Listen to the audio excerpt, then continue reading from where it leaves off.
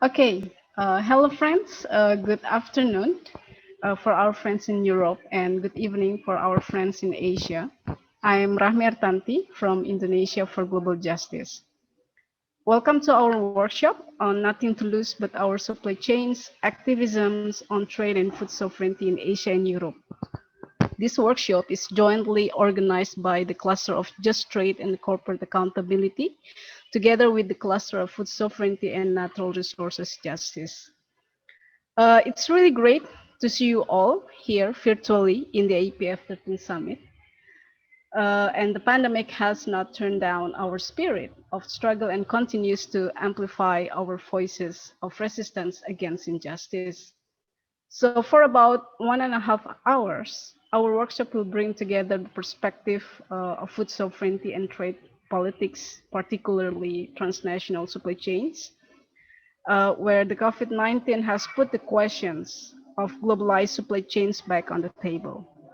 So today, we have three speakers, but due to uh, a speaker from India, Miss Juki, has infected by the COVID-19, so she cannot join with us.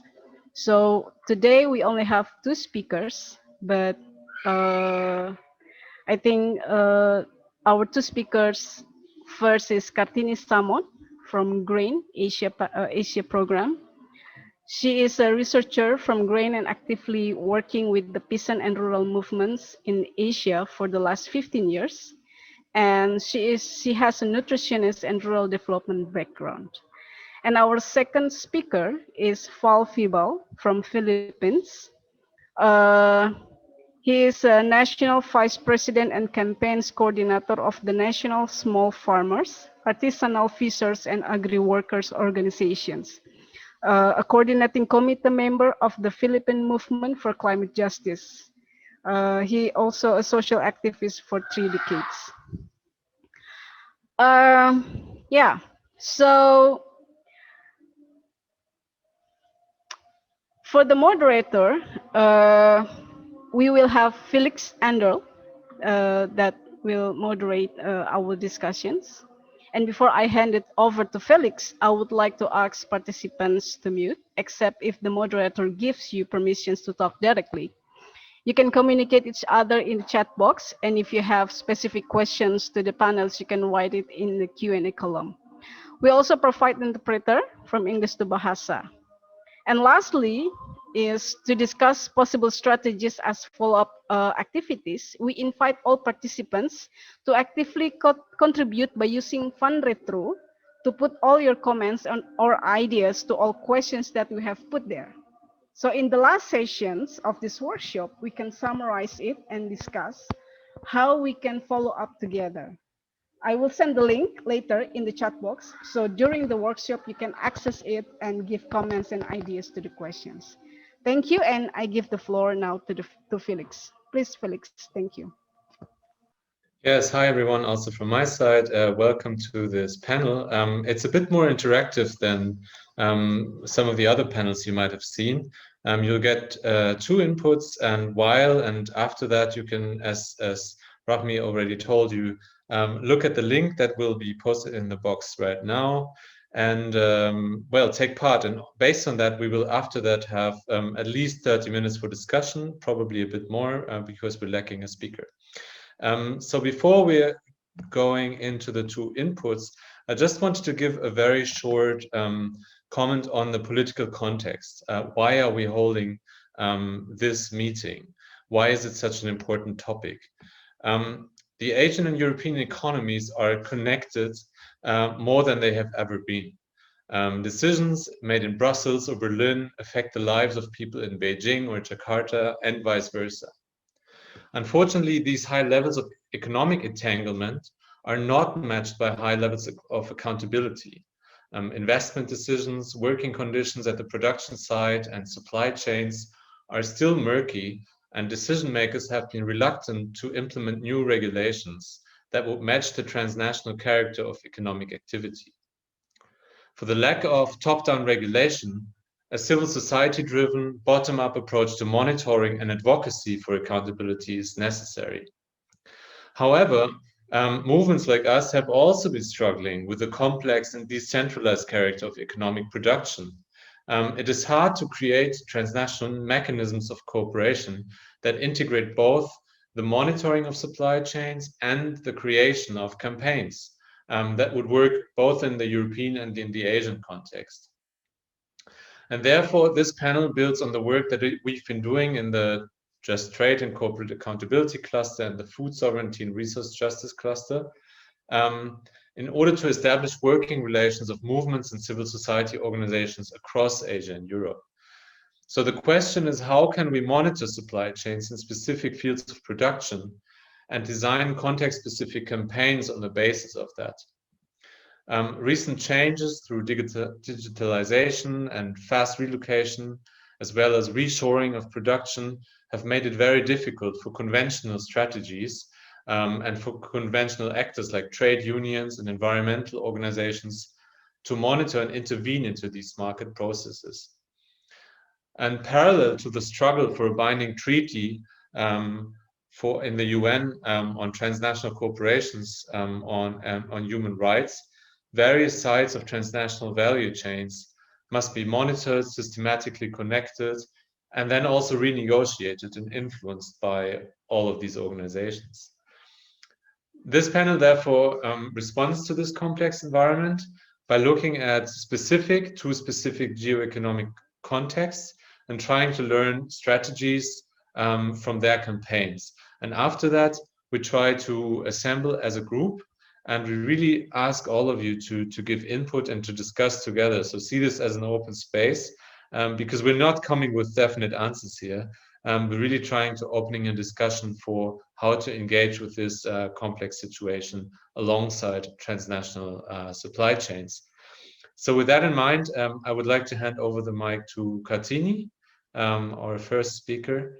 You have about 10 minutes. Thank you very much. Hello, everyone. Good afternoon and good evening. Before I start, apologize for the very strong back sound because it's springtime here in Jakarta, where I am, and it's 6 p.m. in the afternoon. So apologize for that, but it will be over in a minute. But just to start, thank you for the invitations from AAPF, from the Trade and Food Sovereignty Working Group, Rahmi and Felix for inviting me. And so, as Rahmi has introduced in the beginning, my name is Kartini Samon. I'm based in Jakarta, Indonesia, and I work for GRAIN. We are a small international organizations that through our independent research and information sharing, we've been working with farmers movements and other social movements in effort to try advancing what we believe as community controlled and biodiversity based agriculture. And so I think the discussions today is very important connections, and I will share my screen here if possible. I'm allowed to share my screen? Sushavan, could you do that?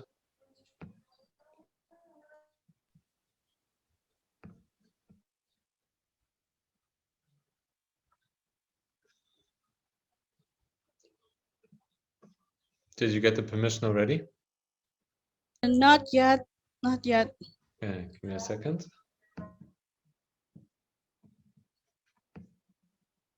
So while we are waiting for my screen sharing, I believe that everyone here is already familiar with the concept of food sovereignty, but just to remind that it's a concept that looking at the rights of the people and communities and countries to define their own agriculture systems and policies which are ecologically, socially, economically, culturally appropriate to their unique circumstances. And so how to place that within the challenge of free trade agreements and corporate capture, and as Felix was saying about all this transnational supply chain that we will try to discuss further. One second. Still unable to share my screen. Maybe I can just start and just to open the discussions by looking at that the reality check of our conditions today, that we are not in the good conditions. The world is not in the good conditions. Everyone is dealing with the global health as well as food crisis. So this is already 1 year into the COVID-19 pandemic that have hit almost every countries in the world, and it affects over 163 million people and costs more than 3.3 million deaths. That's almost the same as the entire Asia continent population's loss. To put that in the context, it's a lot of people who've been affected by the COVID pandemic. And the pandemic have shed light to the vulnerable food systems when the earliest um, stage of the pandemic, we see lockdown measure have put borders and ports and factories shutting down, and people's market everywhere is shutting down. It's really sink in what started as a health crisis has very much led to food crisis. Um, and so in May 2020, ILO report that the COVID-19 has actually put 1.6 billion informal workers, including farmers, on farm workers, migrant factory workers, street vendors in really terrible situations without safety nets and savings. And that actually put the number of people suffering acute hunger increased 20% worldwide in 2020. And there food riots happened from Kenya to Lebanon to different places where people fight over food aid. Meanwhile, farmers and fishers and pastoralists, for example, in India, in Malaysia, in Indonesia, are forced to really dump their produce or selling it at the very low price, with markets and distribution chain were closing down. But at the same time, I managed to share. So I will share my screen now. So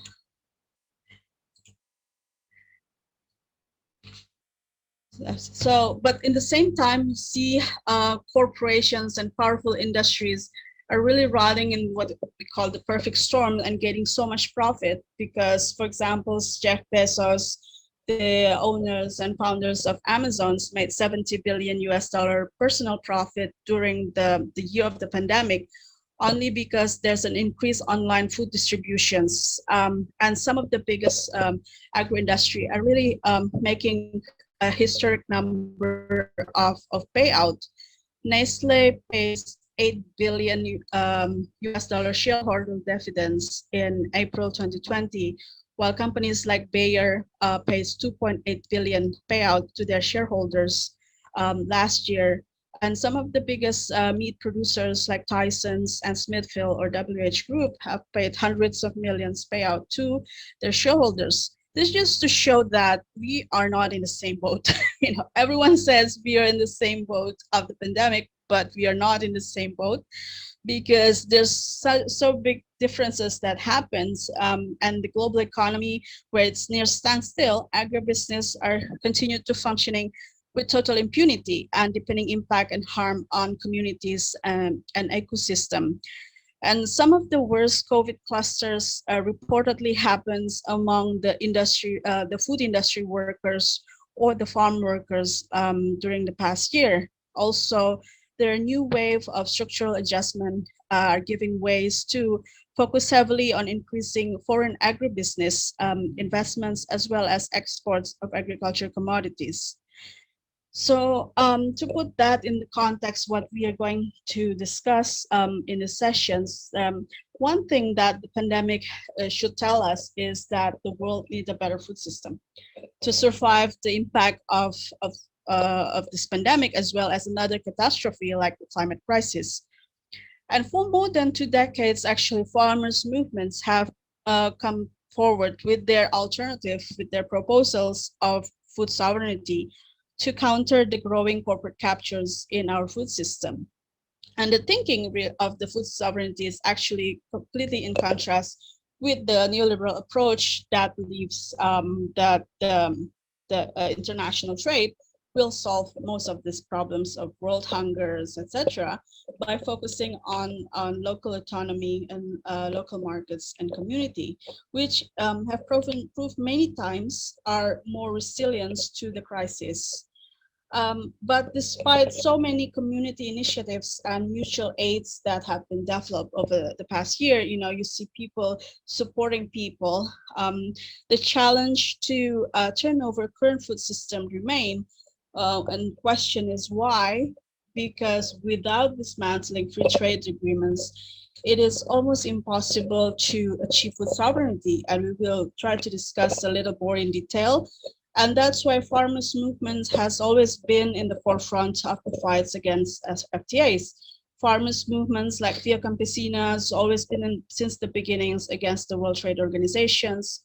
We see in recent years the strong waves of protests from the Indian farmers. Actually, before the series of protests, they're able to stop the countries of joining the mega trade FTAs in Asia, RCEP, for India to be member of RCEP. So for farmers' movements, it is embedded in their fights for sovereignty that the fight against free trade agreements. It is something that is very important because free trade agreements are a vehicle for corporations to expand their business across borders by changing international and national laws and regulations to be in favor of the corporations. And that's why we see how while local markets are in standstill during the COVID pandemic, export market or some of the agri products are at the highest peak, like soya, like meat, are in record high last year. Because even governments are signing, regulations that allowing industry to continue to operate and export the way they've been doing all this time without caring on the conditions of the workers, of the farm workers, that part of their supply chains. And the new generations of FTAs is really aimed to provide stronger protections and protect for multinational corporations that it's not only simply regulate trading of goods and services, but also determine what governments can and cannot do with their national laws and regulations. By locking countries' level of liberalizations, for example, it's really very challenging for movements also now with the new wave of FTAs that are becoming very strict, and governments are really obliged to follow that the trade agreements. And also transnational supply chains are really highly critical and dependent on the trade rules, and that's why we see many of them are actively involved in lobbying all these trade agreements and negotiations. And while, for example, civil societies only have 1 hour or 2 hours space within these free trade agreements, business and corporations have 2 days to speak or a week to speak with government representative negotiators to propose their approach and and lobbying for their demand to be included in the FTA. I'm showing some of the FTA rules that really threaten food sovereignty. One is the Investor State Dispute Settlement, or ISDS, which allowing corporations to sue government when there are new regulations that even only potentially decreasing companies' profit, not even decreasing companies' profit already, but even just mere potential. Companies can sue the government because of that. And this is very dangerous in time of uncertainty like global pandemic or climate crisis when, for example, government are supposed to take drastic measures. For example, they have to shut down factories, they have to shut down borders, and that means decreasing companies' profit. This is something that have been challenges a lot, and actually um, even last year there are statements and calls to stop ISDS to take place during the pandemic. The second is TRIPS Plus. The intellectual property rights, the stricter intellectual property rights, including patent extensions and IPR enforcements. This has been very problematic in the past couple of months, especially with the TRIPS waiver on vaccines, but also it puts um, a, a, a challenges on to provide a better food system, because, for example, farmers with regulations under TRIPS Plus, farmers are prohibited to save, to exchange, to collect seeds, and forced to buy seeds from multinational corporations. And these are some of the companies are who have been very strongly lobbying trade agreements over the years. And another point is, for example, on the service chapter of free trade agreements, where it restricts governments from obliging food distribution services to have local presence in the country where they operate and to source from local producers. There are incidents, for examples, where food services like Uber Eats, they call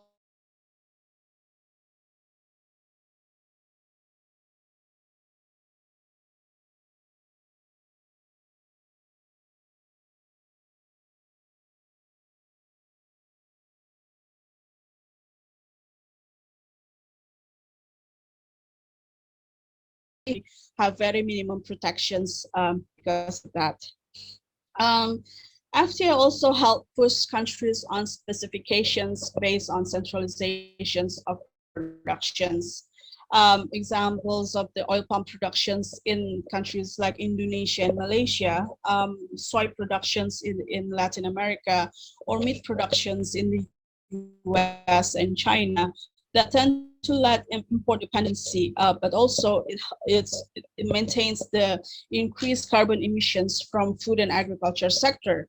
And one of the most problematic FTAs that's been discussed the last year was for example, the Europe Mercosur FTAs with Latin America, where sort of uncertainty will increase deforestations in Latin America because of the increased demands for meat and soy productions to European countries, but also questioning, for examples, how meat are like pork are in increased high productions in China, and sort of it's really pushing for demands for feedstock of soya from Latin America to China. And under FTAs, it prioritized public procurement. For if government prioritizing public procurement for schools, hospitals, or primary care center from local farmers, or for example, supporting local markets, they see as discriminations and market disruptions, therefore are prohibited. And this is a very challenging time. For example, if you see how when borders or port or shipping are being put on hold, and I think this is a challenge, and also why you see many governments are allowing food industry to continue and calling them as essentials and allowing them to continue operate, while farmers and local markets, our street vendors are forced to shut down. You're unable to continue working, and that shows this really how trade policies are really supporting agri-industry in this sense.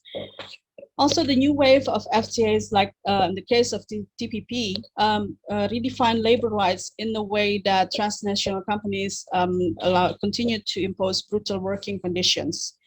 Because what's stated in TPP, for example, are very basic like the forced labor or slavery are prohibited, but that is something that has been abolished in many countries around the world for more than 50 years.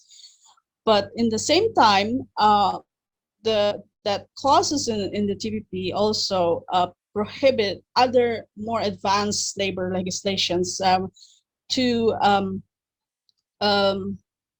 to presence, any other existing labor regulation outside what is being stated in TPP will not be considered. And among those are, some of the important workers' rights, like rights to strike, rights to healthcare, rights to paid sick, something that is really crucial, really important in today's situations.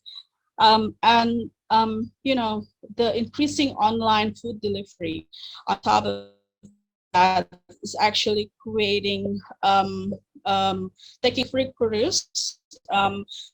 There's this big cases in China where one of the Alibaba courier set himself on fire because frustrated with the poor working conditions. Or there's been an increase high traffic incidents among Uber Eats workers where the driver has to pay for their own medical expenses and not covered by the companies. These are examples of how free trade agreements are serving the transnational supply chains. So I guess because this is more of an interactive discussions, I want to put the questions in there, what kind of markets that we are fighting for in the context of food sovereignty, because because of this, all of these conditions, food and health issues are often interlinked. And the current pandemic that we're living in right now shows that centralized food productions and distributions do not have the capacity to feed us safe. We see the rise of community pantries in many countries.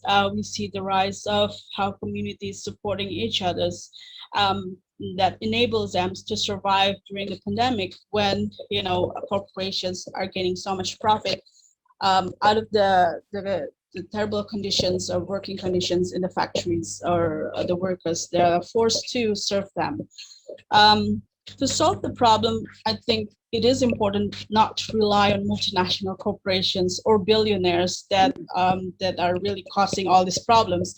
And that is actually what they're trying to do right now with the UN Food System Summit. They're trying to portray themselves, for example, as the heroes, as something that we can solve the problems. But I guess what we've seen all these years, what the farmers movements and civil society across the world have been fighting for, they are causing a lot more troubles. And I think we really need to rely on the million hands of the small food producers in local markets and diversify their food. And that's why it is very important for movements, not just food movements, but trade movements and climate movements to come together to challenge all these big food and agriculture industries, as well as their billionaires and the trade regimes that actually serves them. And that's why the fight against free trade agreement should be seen also as an integral part of other movements like the food movements or the climate movements. So maybe I'll close my sharing there. We have several websites that actually contain some of our analysis and monitoring on that on brain.org, but as well as bilaterals.org that monitors all the free trade agreements outside WTO, and farmlandgrab.org. Thank you very much. Thank you so much, Kartini. That was an excellent input, very, very helpful for us to understand the context. And we will directly move to the next intervention by Val Vibal, who works for the Union of Agricultural Workers in the Philippines. Before that, I'd like to encourage everyone to click on the link that we put in the chat room and just participate, answer one of the questions or all of them. Just free your mind and let us know what you think. And before Val starts, please everyone also think about muting your mics so that we don't have unwelcome feedback. Thanks a lot. Well, you're next. Thank you. I'm just looking for the share screen.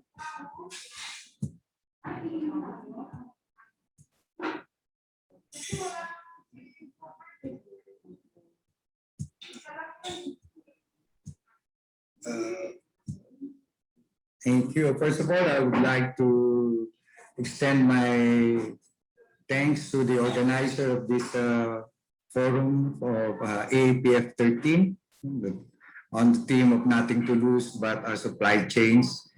This discussion is both timely and very important right now that all of us, all over the world, producers are facing multiple crises of economic and health and even climate crisis. And talking about food supply chain is really important in guiding us on how to really resolve all the different contributing problems that this pandemic and economic crisis and the climate crisis has brought to us, especially the small producers in all parts of the world, especially those in developing countries. I would not delve with the technical and technical side of explaining how supply chains work, but I will focus more on sharing the recent issue that the Philippine rice farmers have been confronting from the past 2 years already. And this is the move to liberalize our rice industry through rice tariffication law, or what we call the Republic Act 11203. So I will focus my presentation on this issue and I hope this could shed some more light on how we should critically look at this push by neoliberal economies of enhancing supply chain and value chain in agriculture. So the rice tariffication law, before its enactment last February 14, 2019, was a very contentious issue among the ranks of small producer in our country. We have been actively against the AOA during the height of the WTO negotiations, and we continue to stood ground that liberalizing our agricultural products and the agricultural market will not be beneficial to small farmers, fishers, and all other small sectors of the agricultural economy. But in 2019, this move to liberalize rice trade came through when our country again faced another rice crisis in 2018, wherein food inflation went up to more than 8%. It's a very historically high food inflation due to the varying impacts of climate disasters before and the lack of support of the government in enhancing our rice production programs. So by February 14, government made it an opportunity to ratify rice tariffication law. Under this bill or under this law, it liberalized the local rice market from unhampered rice importation through lifting of quantitative restrictions and replacing it with tariff rates of 35% for ASEAN member countries and 50% for non-ASEAN member countries. And likewise, removing the minimum access volume in rice importation. Likewise, although the law itself only says about rice tariffication, but the law also removed the regulatory power of our National Food Authority, the main government-owned corporations that handles importations and sanitary permits for rice and corn imports in our country. So by this law, this National Food Authority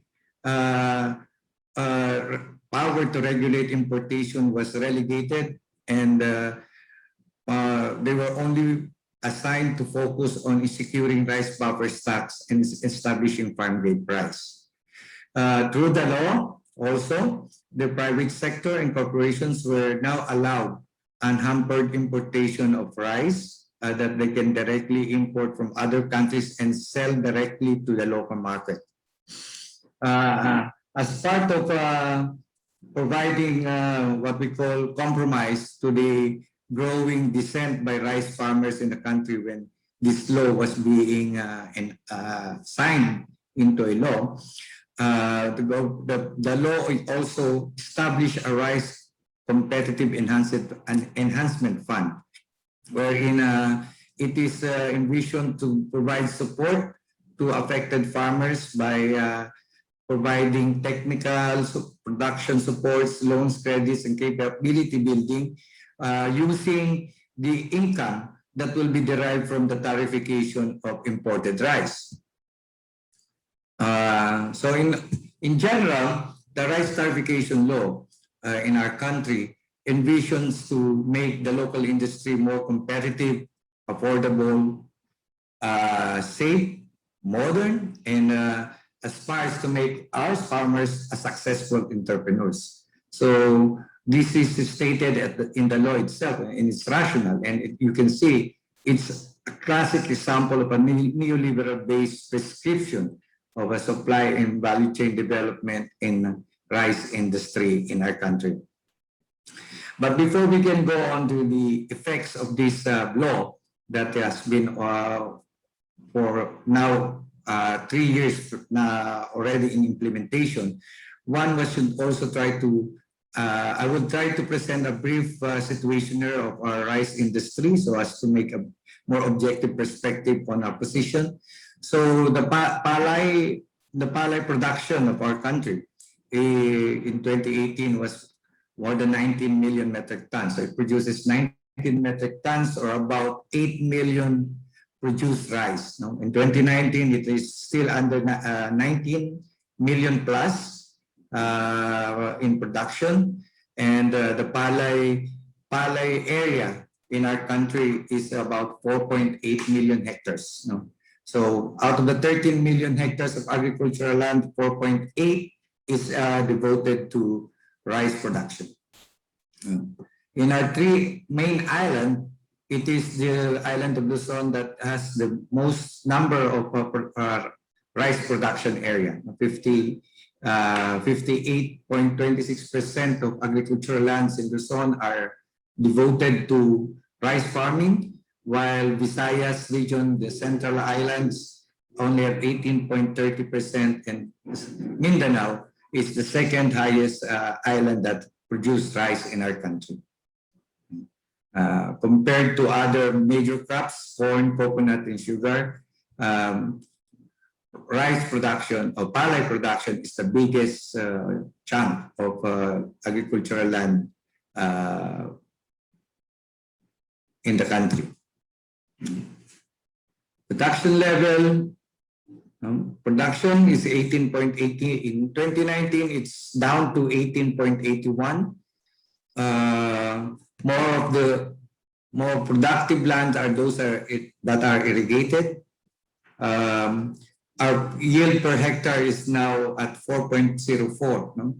Although it's an increase to what was it in 2018, but in the average, this is still so small, given the estimate by the International Rice Research Institute that the maximum yield capacity of Palla in the Philippines is about 8 to 10 million metric tons. So if all the supports and all the complete nutrients are provided to the production of rice. Just a heads up, Paul, that you have 5 more minutes. Okay, and in terms of government support, it's so you can see that it's so dismal, no? 3.7%. So it's that's why, despite of its more than 4 million hectares of agricultural land devoted to rice, only 63% are irrigated. And that's the reason why, although we are an agricultural rice producing country, we continue to have an increase in our importation of rice, no? Because the current capacity of rice production in the Philippines is not that enough or sufficient due to lack of support from government. You can see on the graph that it's totally increasing right now. The present importation of rice in the Philippines exceeded already 2 million metric tons. And most of the importation of rice came from these countries that are presented. No? Number one importer of our exporter of our rice is Vietnam, followed by Thailand, Pakistan, then Myanmar. Now, with the current price tarification, the gainer of this policy are corporations, no? Like what the preceding speakers said.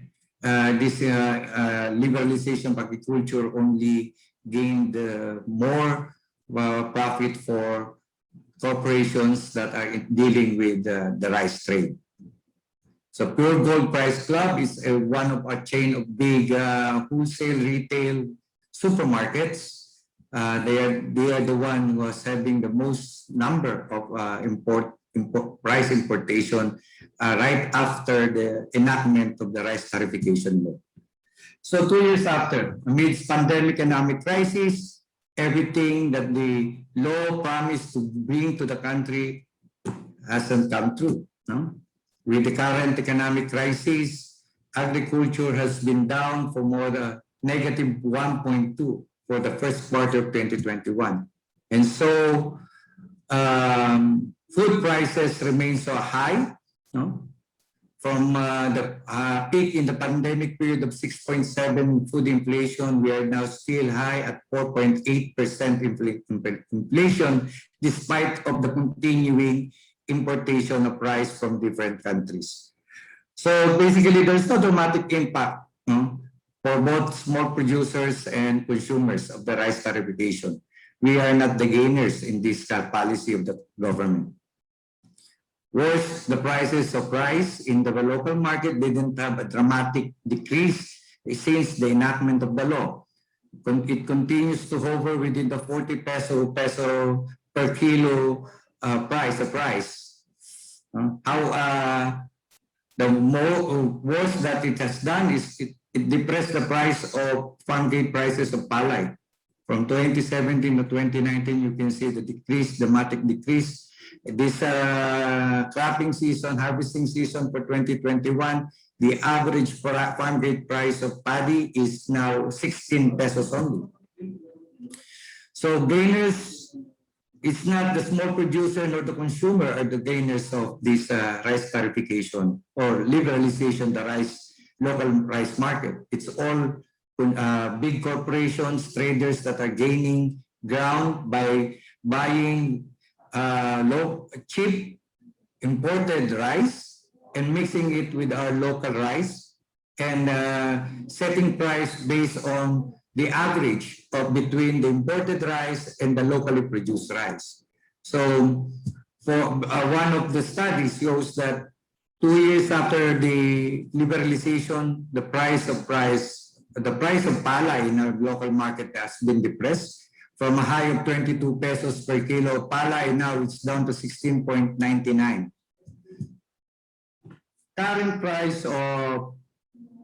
While current price of rice in the local market continue to hover within the 40 peso range. No?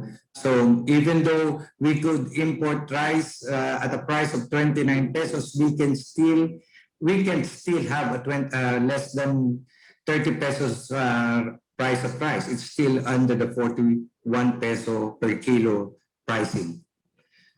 Worse, because of the pandemic and the shortfall in the production, our current government further enhanced this liberalization of rice through EO number 135, wherein it further reduced the tarification rate that was given, was set in place in the rice tarification law or less than to an uniform 35% for both ASEAN member countries and non-member countries. So we expect that through this executive order, the next year we will be more flooded by imported rice, and will be more difficult for small farmers to continue producing rice with high cost and with depressing farm gate price. So in final analysis, price tarification law spurred disaster rather than development to our local rice farmers and even to our consumers. We are the loser in this current liberalization policy of our government. Increasing local rice productivity and control liberalization is a flawed policy framework because it doesn't recognize that the local market of Philippine rice is an oligopolistic market and a very skewed market wherein both traders and importers are just one, and those that help farmers in terms of inputs are also the owners and traders in our local rice industry. So third, defending food security through imports such as the present summit of the Department of Agriculture, wherein they put more premium on ensuring imports and increasing export-oriented agriculture as a key to farm food security, is something that will not really spur development, but more disaster to our local agricultural sector. So as a whole, we are still currently calling for the junking of rice tarification law, and there is a broad formation of different national farmers organizations and producers that are now collaborating and engaging the government for this law to be junked or resigned, and that it be amended to ensure protection of our local rice industry. Likewise, we are calling for sufficient subsidy and support to small rice farmers to lower the cost, because the main problem of high cost of rice in the Philippines is the high cost of production that is being shouldered by small producers. Likewise, the supply is also tightened by continuing rice land conversion. So we are calling for the stoppage of rice land conversion and protection of all agricultural land. And we also are calling for the government to bring back its role of procuring local rice, local produced rice to our local farmers. Fourth, we are calling for dismantling of rice cartel and other forms of monopoly in the rice industry, and continuing support in the development and strengthening of cooperatives. And to that, we continue to share with our people here that the true solution to food security is through food sovereignty. The true solution for climate crisis in agriculture is food sovereignty. Thank you, and that's all. Thank you so much. That was a very, very interesting perspective from the Philippines. I have to say I was a bit shocked when I saw your 26 slides, but you went through them very quickly. So thanks, thanks very much. A lot of information to take in here. So that's why in the following, we will have, well, officially 30 more minutes, but we started a bit late, so we can also stretch it. You will have the chance either to pose a question to the two speakers, or you could also add a perspective, maybe from your home country, from your local situation. So everyone who wants to add, please feel welcome. Raise your hand or write into the chat box. We're also happy to take written questions. So if you'd rather write, either in Bahasa Indonesia or in English, please write into the chat box your questions or your perspectives, or do tell us. So now is your chance to get into the conversation, and later we'll talk about the online tool that you've been using already. Thank you very much for that. Rafmi will give us a short summary of that. So do we have any questions at this point?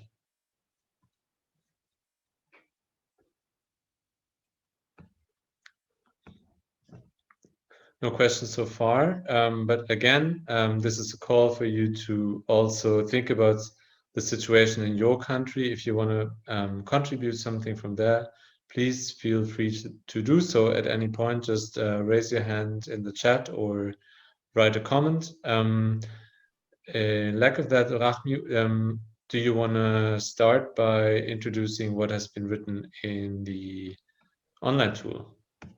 Yeah, I think while we are waiting people to raise questions or share their perspective, perhaps we can start, yeah, to discuss or to see what we have now in the fund retro. Can you see my screen now? Yes. Okay, great. We have several people have joined in the fund retro and with very interesting response and ideas. Yeah, we can. I would like to ask people who wrote their ideas here to speak.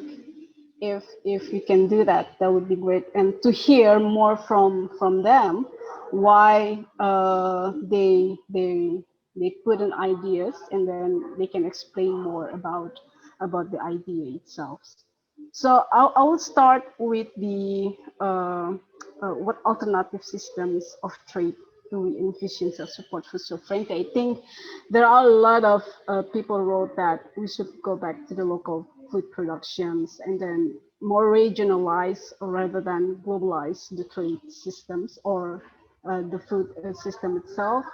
And then there is an interesting things that I would like to hear, like no more trade, but exchange food to each other. I think, I don't know who wrote this. Perhaps if people someone who write this can share he or she or his or her perspective on this, that would be great. About exchange food to each other and how we can realize that, and why should this become an alternative system. I don't know, perhaps, or response from the others. The localized systems, the food system, but then we also need an exchange, no trade, but exchange. So, yeah, someone who wrote this one, or we can also see others like a keyword of strategy that we can have here against the global free trade agenda. There are several keywords of strategy, like behavior exchange, and the behavior change, and then seat sovereignty, entitlement backed by law, and then UNCTAD for just trade instead of the current WTO. Okay, that's also interesting to hear. And CFS recommendations and local food system.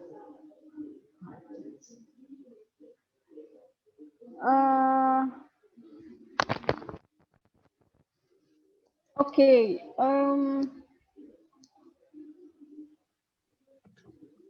People, don't be shy. This is an open space, so please feel free to contribute. We're very happy to hear your perspectives. You can't make any mistakes. Okay, can I say something? Yeah, please. Can I say something? Yes, Farouk, please. Okay, I wrote some of it, but not that what you mentioned. But I just want to say this is an interesting experience. What you have introduced us here, it's very interactive. It's good that we see a question, we see a reply, and we have to write our own experience. And I think that there are some points which seems very new or very different, and sometimes people think it's impossible that this can happen. But for instance, this notion that no trade but exchange, because people are used to trade, but people were used to exchange earlier, and there are centuries and centuries of exchange of food between communities. And that system still exists in some parts of India and Pakistan, and people just bring their product to take the other product from them, and that's how they are happily surviving, and they are happily helping each other. And I have seen, like, a friend of mine would bring some sag. Sag is like spinach, and we would give them back something different. So, I mean, similar thing we can do with our friends. And this is, I think, one of my friends, Ziaur Rahman from Multan. He has also raised hand. He's leading a very major organization in southern Punjab. And I stop here. And if Rahmi, you ask Ziaur Rahman to speak, he will take up some issues. Yes, please. Yeah. Thank you very much. Thank you, Farooq Saab, for introducing me. Interestingly, why I joined today's session, because we worked on the citizens' position paper for food security in Pakistan, and we very recently we are going to launch that citizen position paper with the support of the Ministry of Food Security in Pakistan. Couple of issues that were highlighted, in fact, during that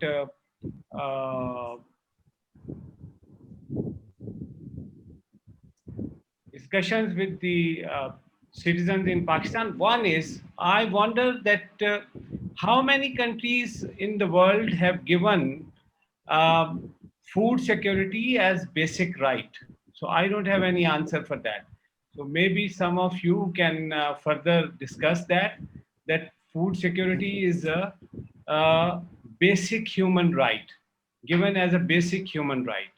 But in Pakistan, being one of the largest food producing country in the world, food security is not a basic human right.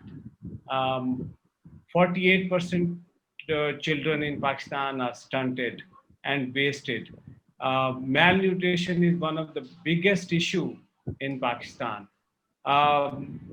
Couple of issues that were highlighted in the citizens' um, position paper were about like food pricing and governance. Uh, we do not have proper food pricing mechanism. Uh, the growers, the farmers, in fact, do not able to purchase the food they actually produce and they consume later on. One of the, that's a certain issue that we have been facing very recently. We have witnessed in Pakistan the crisis, the flour crisis, the wheat crisis, the sugar crisis, and that actually highlights this lack of food pricing mechanisms in the country. And then we do not have infrastructure, basic infrastructure for the farmers, so as they can actually bring their products to the local markets. So this is again one of the major challenge that Pakistani farmers have been facing.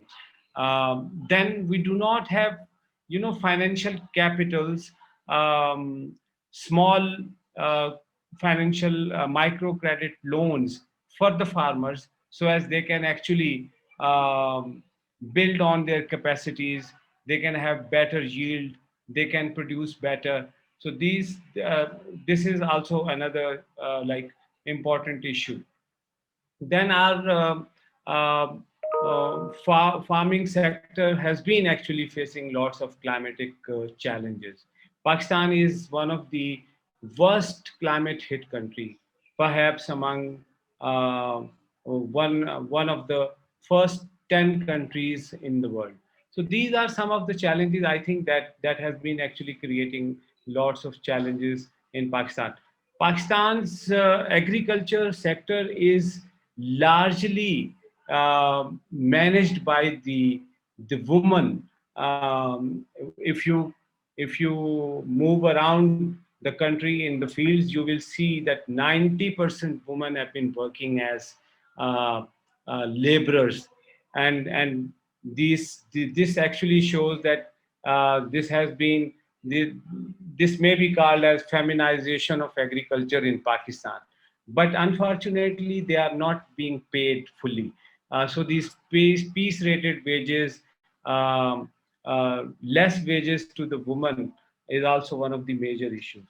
So I think I wanted to highlight these issues which actually came out through this citizens position paper on food security and sustainable livelihood.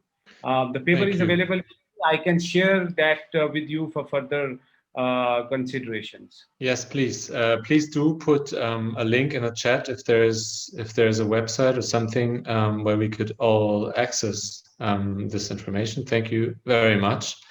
We have another contribution from Vasanti Rama.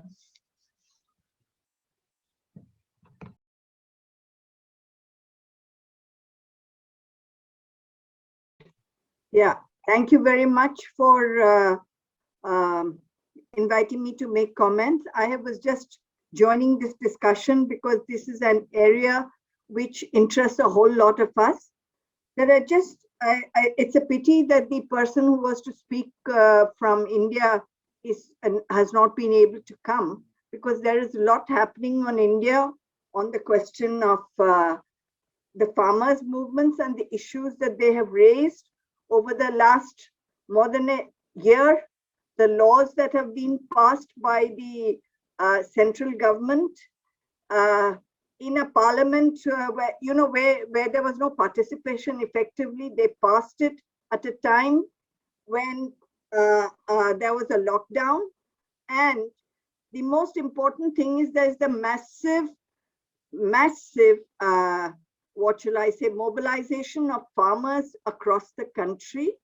They have been sitting on this thing for the last 4 months, and I think many of you may already be aware of it.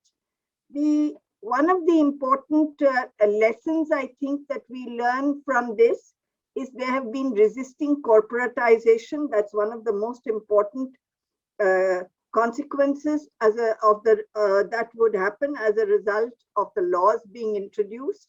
Secondly, what would happen is this corporatization of agriculture would also mean that food security would be seriously compromised in our country, and just a country on this.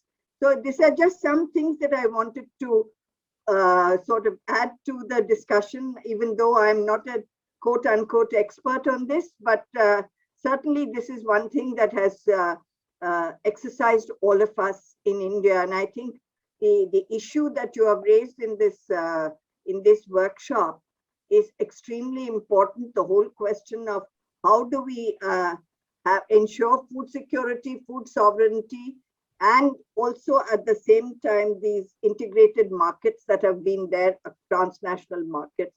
These are issues which many of us are discussing in various groups in India. And I wish, in fact, there had been somebody else who would have made a more, what shall I say, prepared presentation on the issues of what the farmers have raised and the issues that keep coming up all over the country. Thank you very much. Yes, thanks very much for that. And I can assure you that we will talk about this more tomorrow. I already put it in the chat. We will have our plenary tomorrow on the lessons from the Indian farmers movement. And there will be a lot of perspectives more qualified than I could deliver it. So everyone interested in the Indian farmers movement and what we can learn from it, please join us tomorrow for the plenary. I put the link for that in the chat, and you also find it in the APF program. There is one more issue that I just wanted to throw in here before I give the mic to the next person, because we were using the word food security a lot. From my perspective, that's exactly why we focus on the transnational supply chains, because my food security could be your food insecurity. And I think that we are still very much caught in a framework of analyzing food security in national terms, which is sort of undermining itself if we have nations that are in a predatory system trying to get more food than the others. So the question for me personally is really how we can, as a transnational network, mobilize along these transnational supply chains in order to find alternative solutions. And food sovereignty surely is one of these. But we should also not flip back into that very nationalist framework. I think there's a little bit of a tension in that. So before talking too much, I'll give the mic to the three people who have raised their hands. Please, you can just talk one after the other. Paula de Meo, after that, Gus Gertz, I don't know how to pronounce that, and then Marianne Bessie. Hi, everyone. I'm Paula. Yes, I wanted to bring some experience on the recommendation on connecting smallholders to markets. I was the person who wrote it in the flip chart. And I think also other organizations that are here present, like TNI, can talk about that. These are the recommendations approved at the CFS in 2016 and are very important because they do recognize the importance of local, national, and regional markets as compared to the international global value chains. And for the first time, they recognize that most of the food consumed, 8% of the food consumed in the world, transit on those markets, which are defined territorial markets by civil society. And most of the benefits are not only economical benefits, but also social or environmental benefits that they can bring. Also, most of the wealth can rest embedded on the territory. And so this, I think they also recognize that these territorial markets are overlooked, and this has negatively impact on the decision-making process. And so the emphasis and the narrative that emphasize the importance of global value chains is based on no data, because if you look at the importance of these markets, they are most important. And the contribution to these recommendations comes from the experience of the La Via Campesina and ROPA, which is a network of African small-scale farmers organization. But building on that, they have provided a methodology, a simple methodology to gather data on territorial markets. And this methodology has been spread across continental in Africa and now in Latin America. And I think also the next steps will be for Europe and Asia. So there will be the occasion also for Asia and Europe to raise awareness on the recommendation and also on this methodology to gather data on territorial markets. SPI, which is a member of La Via Campesina, will be focal point for Asia of the process in Asia. Thank you. Hello, I'm Guus Geerts. Thank you to give the opportunity to say something.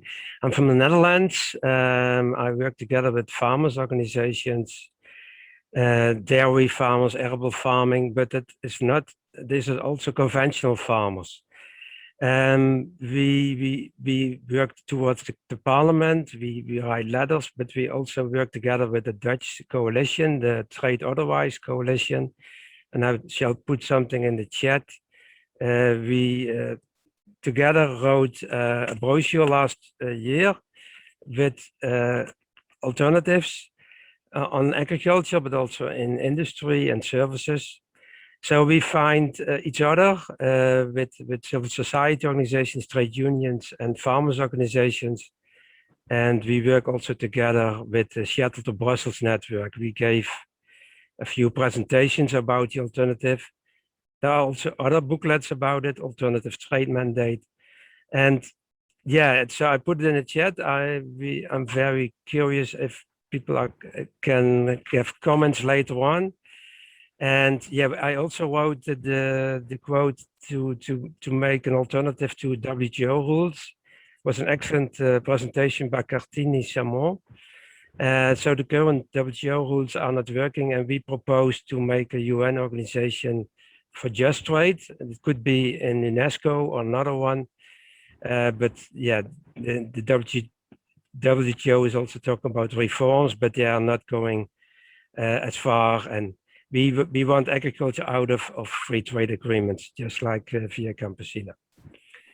Thank you for your attention. Thank you. And Marianne, please. Thank you. I know this discussion is for the Asian and the European Union, but I just was interested in the topic and I wanted to join. And I saw my colleague to Katina here, so I said it might be very interesting for me to learn one or two things for my region. I saw something on the chat that I was worried.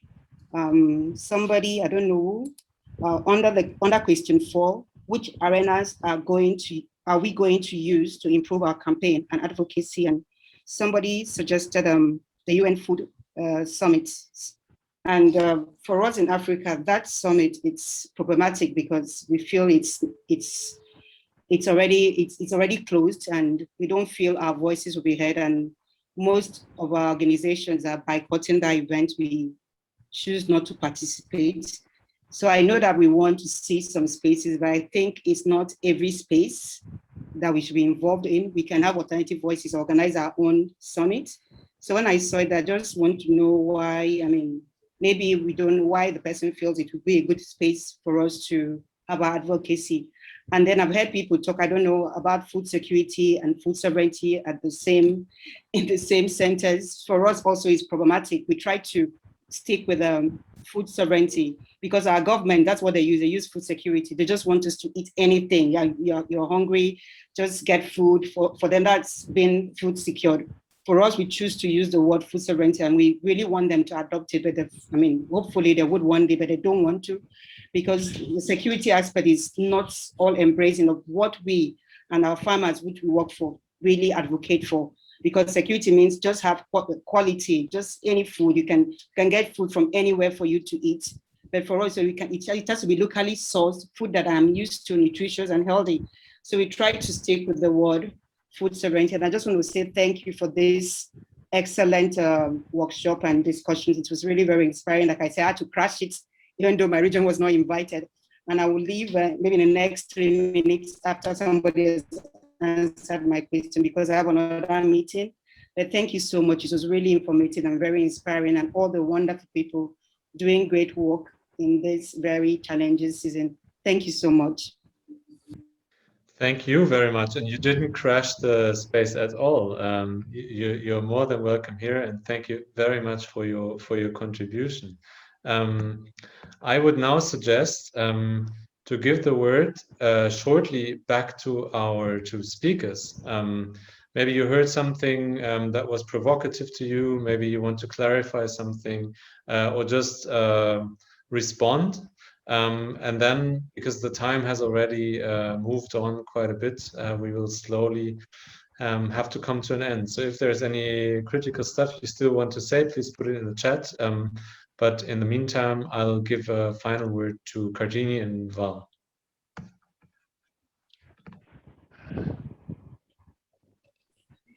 Thank you, Felix and everyone. Maybe just one thing I would like to add, maybe to the comments from everyone who has made such a great input. One thing is the last comments that was made by Paula about the how to connect small farmers to the market, and over the past several years we've also worked not just with the farmers movement, but together with the informal traders and the small hawkers. And I think in the context of Asia in particular, that is a very important source of livelihood as well. So we often hear the terms of how to connect farmers directly to consumers, and that's also what many of the e-commerce or the online platform have been using and promoting their platform. But actually for regions like Asia, for examples, more of 80% of the smallholder operates in the local or territorial markets, and not just the farmers, but there's also a huge portions of traders, transporters, small processors that really need to take into account. That is the giving examples in Indonesia as well as in India, because we work with two groups in these two countries. The traders or people who are involved in these territorial markets are the second largest source of livelihood after agriculture, directly, like after the farmers. And their role indeed often overlooked and bypassed by by these notions of connecting farmers directly to consumers. And I think that's why many of this, a lot of distribution chains and are thriving with that kind of promotions. And I think we need to be also very cautiously looking at that, the role of these small traders, the role of local markets, how we can support also in the context of fighting against this trade liberalizations, because they are also affected. There are many laws and regulations that push all these fresh markets away and giving space for broader this retail chain. And I think the fight against that the farmers in India has led is very much led to the market privatizations that give space more to this retail, like the Ambani and Andani in this case. So it is also questions how laws and like regulations giving back space for public market. Actually, we just often have been replaced by all these chains and privatized retail. So that's adding to that conversations. Thank you. Great, thank you. Val, do you want to say something? Yeah, I think the challenge is how to really build an alternative trade system, a people's trade system wherein the producers, the workers, and even those doing the hawkers, who contributes to more active local economy can really be strengthened and developed, and how this movement joining producers, vendors, and unions to marginalize or put aside this corporate framework of formalizing even the informal economies. Vendors here in our country are also being marginalized further by this digital marketing, wherein big retail trades are the one capturing the opportunity, while hawkers are being eased out of the streets, public markets are being privatized.